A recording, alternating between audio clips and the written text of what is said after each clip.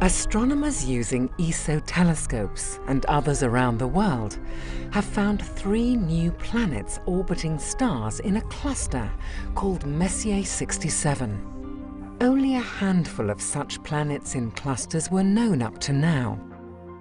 And surprisingly, one of the newly found planetary host stars seems to be an almost perfect solar twin. A star that is essentially identical to our own Sun.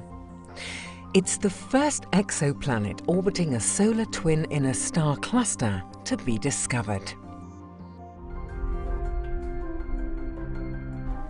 3 brand new exoplanets have been discovered. Considering that we already know about 1,000 exoplanets, that might not sound like much. But this finding is in fact a little unusual, because these 3 planets orbit stars inside a cluster of stars known as Messier 67. These recent discoveries confirm that planets in clusters are quite common, although very hard to spot. They will also allow scientists to examine how planets form in the crowded environment of a star cluster. To find the new exoplanets, the astronomers used the HARPS instrument on the 3.6-meter telescope at ESO's La Silla Observatory. They carefully monitored 88 selected stars in Messier 67 for a number of years. That allowed them to look for the tiny telltale motions of the stars that reveal the presence of orbiting planets. 3 planets were discovered in the cluster. 2 of these planets orbit stars similar to the Sun, and 1 orbits a more massive and evolved red giant star. The first 2 planets both have about 1/3 the mass of Jupiter and orbit their host stars in 7 and 5 days respectively. The third planet takes 122 days to orbit its host and is more massive than Jupiter.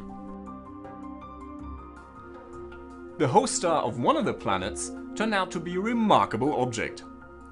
It's one of the best solar twins ever identified. The star is almost identical to the Sun in terms of its mass, age, chemical composition, and other characteristics. Also, it's the first solar twin in a cluster that has been found to host a planet.